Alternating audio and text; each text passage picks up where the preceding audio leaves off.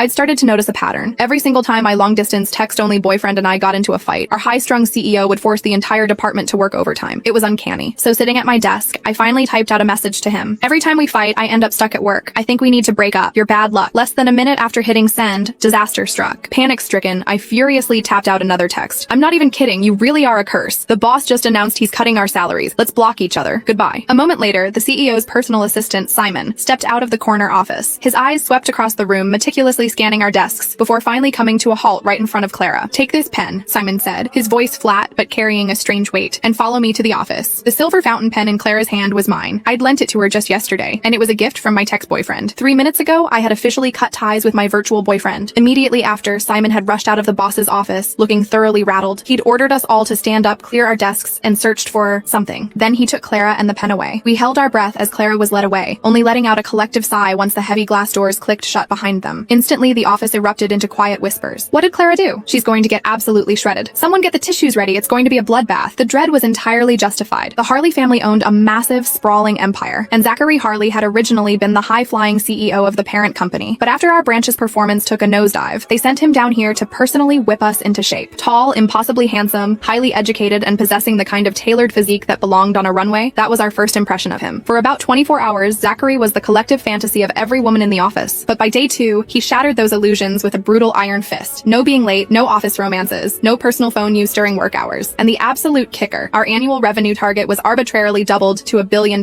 For context, we had barely scraped 500 million the year before. He was ruthless, treating performance metrics like a matter of life and death, moving through the office like a flawlessly programmed, unfeeling machine. People went into his office with forced smiles and came out in tears. If you did well, he expected better. If you fell short, he tore you to shreds without a second thought. He was our resident Grim Reaper. Under the crushing weight of this daily anxiety, I had turned to a coping mechanism, a secret online relationship. It had started as a complete accident. My cousin had gotten a new number, and when I went to add him on WhatsApp, I mistyped a digit. Surprisingly, the stranger on the other end accepted my request anyway. Assuming it was my cousin, I immediately fired off a barrage of random texts. The only response I got was a single question mark. Pissed off, I snapped back. What is your problem? Want to fight? Keep it up and see what happens. The stranger replied with another silent. A prickle of unease set in. I tapped on his profile picture and scrolled down. It was completely blank. No status updates, no photos, nothing like my cousin, who posted every single detail of his mundane life. My stomach sank. Oh God. Cringing, I typed, I am so incredibly sorry. Wrong number. Can I buy you a coffee to make up for it? I sent him a quick Venmo of $5. He immediately sent back 50. Intriguing. I decided I liked him already. After a few more exchanges, I realized there was something uniquely captivating about him. Despite never having met, we fit together with an ease that felt almost predestined. We didn't share names, photos, or occupations. We were looking for a connection of the mind, a sanctuary from